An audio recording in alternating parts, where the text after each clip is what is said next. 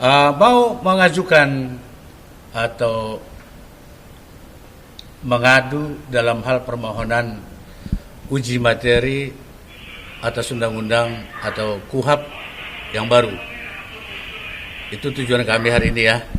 Jadi apa yang kenapa kami perlu uji materi? Karena kami rasakan ada beberapa hal yang harus diluruskan atau harus dibenarkan dalam penegakan hukum saat ini, khususnya pra-peradilan. Jadi seperti kita ketahui bahwa pra-peradilan itu diatur dalam KUHP pasal 158 huruf A ya, yang berhubungan dengan pasal 89 KUHP juga, yang mengatakan bahwa pra-peradilan itu memang boleh dilaksanakan tapi harus nyambung ke pasal 89 yang disebut upaya paksa. Nah, apa yang terjadi saat ini adalah yang faktanya sekarang ini terjadi, khususnya di Pengadilan Negeri Jakarta Selatan, ada peradilan yang menurut kami selaku warga negara dan sekaligus tugas selaku penegak hukum, ada hal-hal yang menurut kami tidak etis atau tidak normatif lagi, tidak berdasarkan KUHP yang kami sebut tadi pasal 158 huruf A dan pasal 89. Apa yang menjadi keberatan kami selaku warga negara dan juga selaku penegak hukum dan warga biasa adalah terjadinya pengulangan pra-peradilan. Katakanlah yang dilakukan oleh seorang tersangka, bahkan terdakwa sekarang ini adalah Roy Suryo. Kami merasa hak konstitusional kami itu merasa terganggu. Apalagi kami selaku penegak hukum. Nah, untuk itulah kami datang mengadukan bahasa itunya dan mengajukan permohonan kepada Mahkamah Konstitusi agar mau menyidangkan, memeriksa permohonan kami untuk menertibkan atau meluruskan proses pra-peradilan yang ada di KUHP pasal 158 huruf A dan pasal 89 KUHP. Agar hal itu ditertibkan, jangan terjadi seperti sekarang, ada pengulangan, ada pengulur waktu, dan cenderung itu tidak memenuhi azas kepastian hukum. Perlu saudara ketahui bahwa azas yang dilanggar sampai saat ini menurut kami tidak perlu banyak-banyak azas yang kami tampilkan. Satu, azas kepastian hukum. Dengan adanya kejadian Prapit 1, 2, 3, 4 dan mungkin berlanjut berikutnya, kami tidak tahu bagaimana kepastian penegakan hukum di Indonesia ini, terutama sesudah kita mendapatkan KUHP baru. Boleh dikatakan baru seumur jagung lebih ini. Baru Januari kemarin berlaku, ini baru Agustus. Alangkah beratnya nanti penegak hukum yang ada di Indonesia. Kemudian yang kedua, azas yang perlu kami tampilkan adalah azas peradilan yang sederhana, cepat, dan biaya yang murah gitu loh. Itu terdapat di dalam Undang-Undang Pokok Kehakiman. Dan dua azas ini saja menurut kami selaku penegak hukum, warga negara, ini harus Mahkamah Konstitusi hari ini yang kami ajukan permohonan itu harus mengambil sikap sesuai dengan tugas kewenangannya. Satu tugas kewenangan daripada mahkamah ini adalah untuk menguji materi dari satu undang-undang apakah itu bertentangan dengan Undang-Undang Dasar 45. Nah, kami sudah menyusun permohonan kami dan hari ini didaftarkan. Moga dalam waktu dekat ini mahkamah dapat membuat jadwal persidangan agar benar-benarkah pengujian permohonan kami untuk diuji pasal 158 jungto pasal 89 KUHP itu berbenturankah dengan Undang-Undang Dasar 45 pasal 28 poin D. Saya kira ini yang perlu.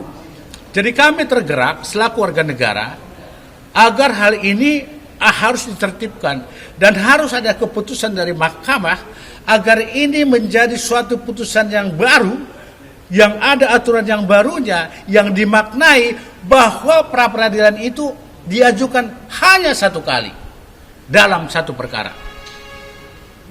Perlu kita ketahui bahwa pasal 89 KUHP, pasal 89 KUHP ada 9 objek yang memang boleh diajukan pra peradilan. Tapi kalau itu diajukan 1, 2, 3 itu akan bisa berlangsung pra peradilan yang tidak berkesudahan. Oleh sebab itu, jelas dalam permohonan kami agar pasal 158.a Yungto pasal 89 KUHP itu harus dimaknai setiap perkara, satu pokok perkara itu harus maksimal atau jangan maksimal, hanya boleh diajukan satu kali pra peradilan. Bisa diajukan bersama 9 objek itu atau 2 objek atau 3 objek, tapi tidak boleh lagi mengajukan pra peradilan yang berjilid-jilid. Nah, kami selaku penegak hukum, sekali lagi saya katakan selaku warga biasa sangat concern terhadap ini. Jika kami tidak maju, kalau kami tidak keberatan selaku warga negara yang sudah diperlakukan hukum KUHP baru ini, siapa lagi yang akan mengajukan? Kan begitu rekan-rekan?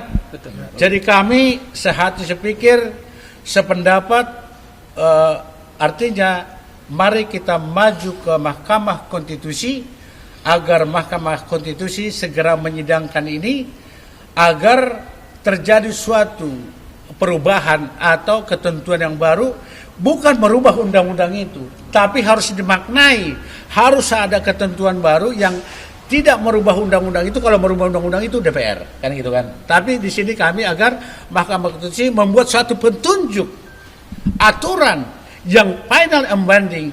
Intinya pra peradilan itu diajukan satu perkara hanya satu kali. Saya kira rekan-rekan itu intinya ya. Nanti setelah detailnya barangkali sesudah sidang nanti kita ketahuan. Ya, kita ketahui apa respon dari hakim, apakah itu ada pembaharuan, apakah itu langsung disidangkan dan sebagainya. Kita lihat. Hari ini kita baru mendaftarkan. Harapan kami, dan bukan harapan kami bertuju saja di sini, menurut saya harapan seluruh penegak hukum, hakim, jaksa, polisi dan pengacara harus benar-benar concern terhadap ini. Barangkali yang terlibat sekarang, bukan terlibat, yang sekarang ikut dalam proses pra peradilan 1, 2, 3, 4 di Pengadilan Negeri Selatan, itu ada pengacara, di situ ada hakim, di situ ada terdakwa. Nah, ini menurut kami selaku penegak hukum harus concern, harus mempunyai jiwa officio mobile, khususnya bagi mereka yang menjadi penasihat hukum terdakwa saat ini. Saya pikir itu yang menjadi pengantar kita dulu hari ini dalam pendaftaran permohonan pra peradilan, khususnya untuk pasal 158 huruf A dan pasal 89 KUHP. Itu pengantar dari saya, dan memang hari ini adalah luar biasa. Mungkin banyak yang bertanya, para pemirsa dan YouTuber, kenapa ada Rismond di sini? Dan memang permohonan kami hari ini adalah permohonan yang boleh katakan yang mempunyai rex pending. Artinya ada hal baru. Kenapa? Nanti Rismond akan menjelaskan bahwa penegakan atau ilmu teknologi matematis yang disebut algoritma itu juga ternyata secara analogi bisa berlaku di hukum. Oleh sebab itu kami ajak beliau, dan benar-benar beliau akan membuat satu hal yang baru dalam penegakan hukum, bahwa hukum itu ternyata matematis. Nah, saya berikan kesempatan kepada Rismond untuk berbicara. Okay. Di sini dia. Bukan hanya mereka yang paham hukum sekarang, yang sadar, bahkan warga biasa seperti saya mengerti bahwa yang terjadi sekarang ini terjadi semacam disrupsi hukum, ya, terjadi arah hukum yang tidak jelas ya ke segala arah, dengan terjadinya peradilan berjilid-jilid, fragmentasi, ya, dipecah-pecah, di serialisasi, bahkan ada juga yang sudah maju ke pokok perkara kembali lagi ke peradilan. Jadi rakyat seperti saya juga melihat ini perlu kepastian hukum. Oleh karena itu kami mengajukan menguji ya pasal 158 Undang-Undang Nomor 20 Tahun 2025 ya KUHP baru, sehingga majelis Mahkamah Konstitusi yang berwenang untuk memberikan tafsir konstitusional bersyarat terhadap pasal 158 tersebut. Ya. Bagaimana tafsir dari Mahkamah Konstitusi terhadap 9 item yang merupakan upaya paksa itu, Bang ya, 9 objek objek pra-peradilan dari upaya paksa tersebut. Apakah seperti argumentasi dari mereka yang bisa dicicil sepanjang hak-hak dari terdakwa itu terpenuhi, apakah itu dijadikan satu paket ya dalam satu pokok perkara sehingga ya satu kali kesempatan saja sehingga kepastian hukum bisa dihadirkan di sidang pokok perkara yang kita tunggu bersama gitu ya kan. Ini akan menjadi jurisprudensi ya bagi kasus-kasus lain, bahkan kasus-kasus yang maha atau mega besar ya seperti korupsi, bagaimana nanti mereka bisa mengambil keuntungan dari proses perulangan semacam ini ya. Oleh karena itu kita bisa melihat ya, sebagai orang awam seperti saya, beban pengadilan dari pusat sampai daerah itu sangat tinggi kalau ini dibiarkan dan menjadi pola yang atau jurisprudensi yang bisa diikuti dari pusat sampai daerah. Oleh karena itu ya, usaha kami adalah ya sedikit ini usaha kami untuk bangsa Indonesia untuk memastikan bahwa kepastian hukum itu harus nomor satu dulu. Jangan sampai terjadi batas waktu yang tidak unlimited, tidak limit gitu ya, tidak limited gitu, sehingga semua orang menjadi bimbang bagaimana proses hukum yang benar di Indonesia ini. Padahal kalau kita lihat di contoh negara maju seperti di Amerika, public hearing itu yang mengawali sidang sebenarnya itu cuma 1-2 kali sidang saja sudah langsung maju, kalau enggak ya mundur gitu. Jadi tidak berkali-kali seperti itu ya. Oke, gitu aja Bang dari perspektif saya dan terkait dengan keilmuan saya ya di dalam ilmu komputer. Ya, prosedur hukum, KUHAP ini kan dikenal dengan algoritma. Ya. Kalau algoritmanya dirusak, maka ya semacam malware gitu dirusak, maka rusaklah semua sistem itu. Itu malware itu. Ya, tugasnya malware ya memang itu malicious software. Kalau algoritmanya dirusak, prosedurnya dirusak dalam hukum yaitu KUHAP-nya yang dirusak, maka ambruk semuanya. Ya, gitu ya. Mantap. Sebentar. Ada nanti ada pertanyaannya. Satu lagi rekan kuda ini yang salah satu motor, ya semua motor ya, tapi rekan kuda ini perlu menyampaikan pendapatnya untuk pengajuan permohonan prapit kita ini. Silakan ya, rekan kuda kuda ini. Ketua, karena Pak Jambana Girsang sudah menjelaskan semua isi prapit dari kita, tinggal kita menunggu persidangannya nanti. Sebab dari kami advokat melihat hal ini, dipertontonkan hal-hal yang begini ke masyarakat, kapan kita bisa dalam artian kita bisa masuk ke dalam daerah khusus. Contoh, banyak pengadilan termasuk pengadilan umum termasuk prapit ini, ketika diajukan semua, banyak hal-hal, banyak pelapor-pelapor di luar sana yang kecewa. Dia udah tentukan TSK, tapi kenapa?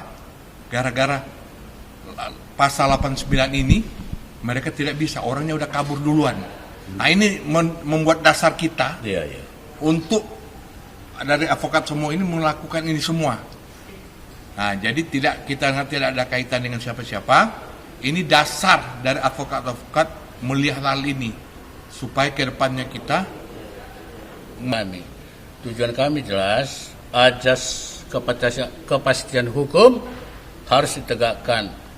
Apa gunanya KUHAP baru ini bagi kita? Kok tambah runyam? KUHAP lama itu nggak ada dikenal seperti ini gitu loh. Ya dulu pun pra-peradilan itu jarang kok, jarang ya. Tapi sekarang itu justru semakin laris gitu. Nah, jika hal ini tidak dihambat oleh suatu kebijakan dari mahkamah ini pada peradilan yang tertinggi sesuai dengan konstitusi, saya tidak tahu untuk kalau sampai setahun KUHAP yang baru ini berlaku. akan banyak. Dan sekarang pun sudah ada di contoh perapit itu kan. Ya kita tahu semua di pemberitaan. Itu contohnya. Belum lagi nanti seperti yang kata rekan Denny tadi, banyak perkara-perkara yang menanti akan membuat perapit. Kapan selesainya proses suatu persidangan yang menganut tadi azas sederhana, mudah dan murah. Azas itu sekarang terkubur. Azas kepastian hukum juga di mahkamah. Tapi mari kita berikan hati untuk masalah hukum yang terjadi saat ini. Jangan tidur, jangan diam. Mari speak up, bicaralah. Inilah kesempatan kami. Dan saya mau kasih tahu, ide dari ini adalah dari Rismond. Bayangkan, seorang di luar hukum mempunyai ide seperti ini. Merinding kepala saya. Sebentar dulu. Seorang di luar hukum membuat ide kepada kami. Jujur ya rekan-rekan ya. Bang Girsang, kenapa nggak perapit? Aku katakan itu tidak bohong. Beliau di luar orang hukum loh. Apalagi kita orang hukum seharusnya lebih galak. Sorry, hari ini saya agak terbelalak mata saya karena saya bukan emosi, ini semangat ya. Dan lihat bendera dari kiri kami semua ada merah putih. Tidak ada kiri kami semua. Mohon di center nih Anus TV ini. Apa artinya? Ini bulan kemerdekaan. Merdekalah kita dari ketabuhan hukum. Merdeka dari ketabuhan hukum. Saya kira itu. Rekan Andi Aswan, aku lihat ada di ini di barisan depan aja. Tetap ya. Sini. Jadi rekan Andi Aswan ini adalah teman kita seperjuangan sama. Biasanya merah putih juga dia, tapi hari ini benderanya cukup. Jadi rekan Sabta, tadi pertanyaanmu tadi begitu jawabannya ya. Tujuan kita agar pra peradilan itu hanya boleh dilakukan satu kali dalam satu pokok perkara. Tapi kan trending dengan adanya perapit-perapit pihak dari sana dan akhirnya mengikuti itu juga nggak bagus juga. Loh, justru itu yang kita mau hambat sekarang rekanku Sabta. Siapa yang bisa menghambat itu? Kalau tadi rekan Denny mengatakan ganti undang-undangnya bisa 6 tahun lagi ganti undang-undang itu. Ya? Ya, pengadu. Nah, inilah mahkamah, inilah rumah kita tempat mengadu. Kalau ada yang berbenturan dengan Undang-Undang Dasar 45, namanya ujilah materinya. Pasal berapa yang itu bertentangan. Jadi nggak ada tempat lain. Bukan di Pengadilan Negeri Jakarta Selatan, apalagi Jakarta Timur. Bukan di sana tempatnya untuk menguji itu. Inilah tempatnya, gedung yang megah ini. Luar biasa, adem lagi ya. Padahal panas di luar. Oke, rekanku Andi. Aku berikan kesempatan rekanku Andi. Kalaupun dia baru datang, tapi pasti dia tune terhadap istilah ini. Silakan rekanku Andi. Ya, terima kasih Bang Jamada. Yang memang salah satu pintu untuk bisa bagaimana kita juga men-challenge dari undang-undang KUHP itu adalah di Mahkamah Konstitusi. Tapi memang juga kita melihat dengan adanya Undang-Undang Nomor 20 Tahun 2025 tentang KUHP baru ini yang dimanfaatkan betul oleh beberapa yang saya quote-unquote ya tersangka dan terdakwa, bukan hanya dikatakan berhubungan dengan ijazah asli Pak Jokowi dituduh palsu, tapi ada juga kasus-kasus yang lain yang memanfaatkan presiden yang dilakukan oleh Roy Suryo tersebut dan Dr. Tifa itu. Nah, makanya kita berulang kali terus, selain dari Mahkamah Konstitusi adalah meminta kepada Mahkamah Agung untuk menerbitkan namanya Surat Edaran Mahkamah Agung atau Perma, Peraturan Mahkamah Agung yang memang sangat mendesak untuk dikeluarkan hal itu, untuk memutus rantai sebagai apa yang dikatakan Presiden itu, jurisprudensi itu yang dilakukan Roy Suryo yang berulang-ulang, itu akan menjadikan bahan contoh dari para koruptor ataupun para penjahat kelas kakap lainnya, narkoba dan sebagainya, untuk melakukan hal yang sama. Sehingga yang terjadi apa? Kalau itu, kan batas waktunya adalah 3 kali 30 hari atau 9 bulan, ya mereka didekam di dalam tahanan, mereka akan bebas kalau mereka terus melakukan perapit. Karena argo penahanan itu kan tetap berjalan untuk itu. Nah, disinilah fungsi dari para pecinta ataupun yang membutuhkan yang namanya keadilan itu, ya kita datang kemari. Ini adalah pejuang-pejuang keadilan semua, Bang Jamada Girsang dan kawan-kawan ini. Disinilah memang kita men-challenge untuk dari undang-undang KUHP baru itu terutama untuk mengenai pra-peradilan itu. Jadi untuk dalam waktu dekat juga ya kita menghimbau dan meminta atas nama rakyat Indonesia, atas nama masyarakat Indonesia, dibutuhkan keadilan seadil-adilnya dalam hal ini, yaitu itu saja. Kan itu yang mendesak, yang harus diterbitkan untuk memutus rantai yang sebagai alibi oleh mereka, yang dipakai oleh mereka untuk mengulur-ngulur waktu, dan juga itu bisa jadi obstruction of justice, ya, ini yang bermasalah nantinya. Begitu. Oke, rekan Koandi, kalau rekan Koandi datang dia pasti suatu ada yang gebiar kemerdekaan. Oke, rekan Kosapta ada lagi dari Anius, dari siapapun ada. Tapi intinya nggak ada yang bergeser dengan adanya keputusan besok kalau praktik dari sana yang nggak ada. Nggak ada kaitannya. Yang kami inginkan adalah kembali saya katakan bahwa Mahkamah Konstitusi harus mengambil kebijakan sesuai dengan kewenangannya menguji. Kami minta diuji pasal 158 dan pasal 89 itu diuji, itu akan bertentangan dengan pasal 28 poin D Undang-Undang 45. Di situ disebut pasal 28 poin D Undang-Undang 45 kepastian hukum. Itu tuh kepastian hukumnya di mana sekarang? 1, 2, 3, 4 sampai 100 kata Roy Suryo. Nah, iya. Apa enggak sampai nanti tahun 2000, tahun 3000 gitu loh. Jadi jangan main-main ya. Kalau mereka seperti level mereka aja mempermainkan hukum, di mana DPR? Speak up DPR. Di mana pemerintah? Speak up. Mari sama-sama menolong bangsa ini. Ya, merah putih di dadaku. Ya, jurus terang kami penegak hukum saat ini sudah memberikan hati untuk permohonan ini. Kan begitu rekan Yogi? Mungkin rekan Yogi silakan tambah sedikit. Oke, enggak apa-apa, tambah. Coba. Oh. Ya.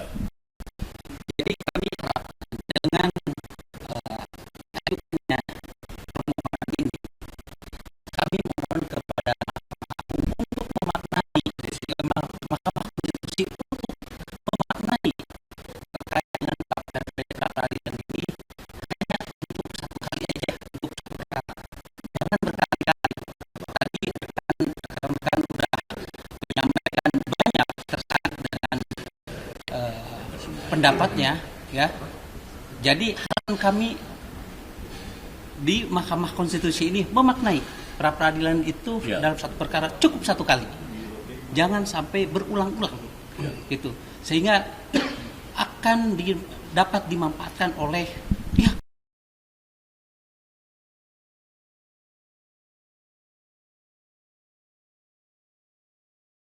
koruptor. Bisa dia melakukan berulang-ulang kali melakukan prapit 1, prapit 2, prapit 3 sampai prapit 100. Nah, itu kan menjadi tidak adanya kepastian hukum. Ya, itu. Demikian itu aja. Oke, rekan Koyogi, sekarang ada juga yang berjaket merah. Sekarang merah putih. Ya, merah putih berdiri. Silakan rekan Ramses bikin komen. Terima kasih. Ini kan semua sudah dijelaskan oleh rekan-rekan dari advokat. Cuman saya hanya satu menggarisbawahi bahwa pra-peradilan hanya cukup satu kali. Tidak boleh berkali-kali. Kalau sangat berkali-kali berarti ada bertentangan dengan asas-asas kepastian hukum.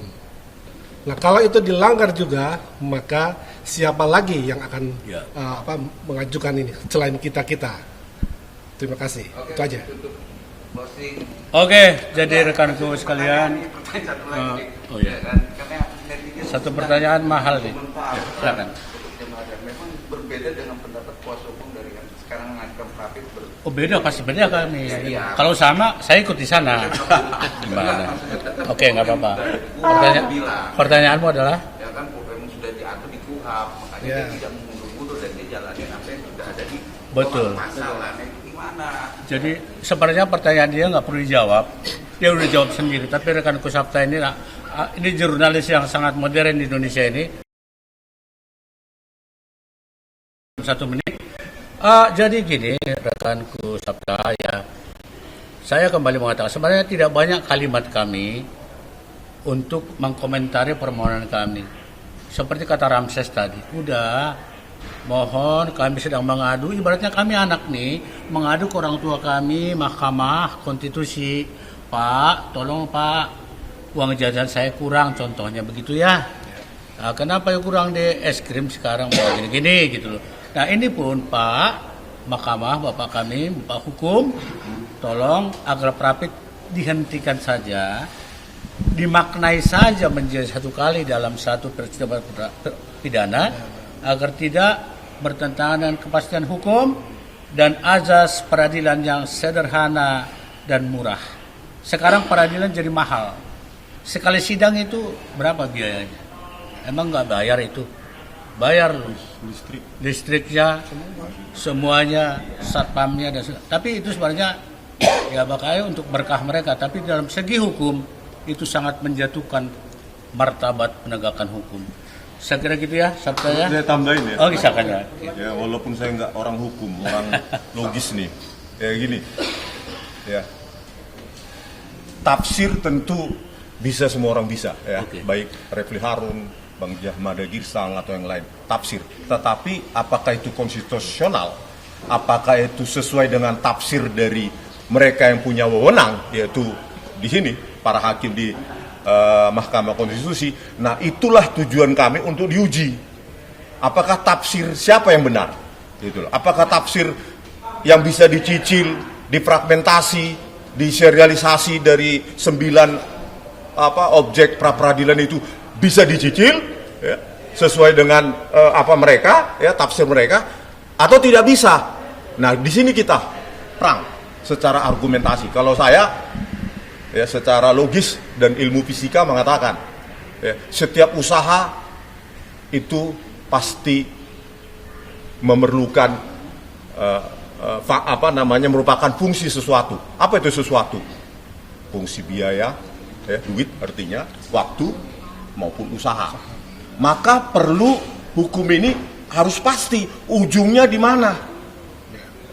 Jangan usahanya tadi usaha adalah function of something. Jangan sampai ini unlimited, tak berhingga. Maka hasil akhir, capaian akhir dari kepastian hukum itu menjadi in limbo. Oleh karena itu, biarlah di sini ditentukan tafsir apakah yang secara konstitusional diputuskan oleh para hakim di Majelis Mahkamah Konstitusi ini, gitu. Oh, ada lagi terakhir ya, Kang Arif ya, karena agak lapar juga nih. Saudara mereka juga sekarang mungkin bisa pikir ya, terus kemudian tertekanan psikis, karena dia tahu ancamannya ini ancaman hukum yang berat, ya kan? Nah, apakah ini bisa dikatakan penghancuran hukum? Bagaimana menurut tim pengajar? Jelas rekan Arif tadi katakan kan ada abuse of process, itu akan menghasilkan suatu hasil yang jelek. Hasil jelek itu karena prosesnya itu tadi itu algoritmenya kata Rismond. Sekarang Rismond ini bukan kalian saya tapi rekan saya dalam penegakan hukum. Ya keahlian dia kami analogiskan dalam permohonan kami. Jadi ini satu menurut saya hal baru ya dalam penegakan hukum, bahwa algoritma matematika atau ilmiah itu bisa juga dipakai dalam hukum. Dan pasti hasilnya. Kalau tidak pasti itu namanya break, bukan lagi abuse, mematahkan hukum itu, menghancurkan hukum itu. Jadi kan Arif, kalau di sana keter-ketir, barangkali di sana tidak pernah keter-ketir, bahkan mau dihukum mati pun nggak keter-ketir lagi kok. Saya lihat mentalnya udah mental baja. Cuman bukan itu persoalan sekarang. Kan selain mereka masih ada nanti kasus-kasus berikutnya, itu yang ketahan, itu yang kita antisipasi. Kasus besar. Nah kalau nanti ada kasus, udah Prapit aja, satu dulu, masalah penahanan dulu, ditolak, masuk lagi, penggeledahan, ditolak, bayangkan 2 minggu kali 9, kebulu pemilu. Jadi oke rekan-rekan bukti ya. Keter-keter di sana biarkanlah keter-keternya tidak terukur di sana keter-keternya. Karena udah bandel banget, udah apalah ceritanya ya. Artinya kami datang secara profesional hukum aja sesuai dengan keahlian kami dan ada terbuka pintu dari Mahkamah Konstitusi karena kami warga negara dan juga para penegak hukum di antara hakim, polisi, jaksa dan advokat.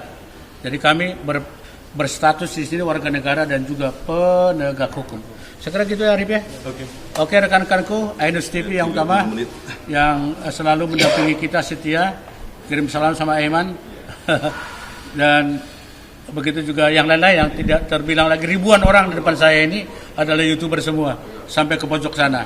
Oke, wassalamualaikum warahmatullahi wabarakatuh. Merdeka! Merdeka! Merdeka! Merdeka! Merdeka! Oke, siap. Keren.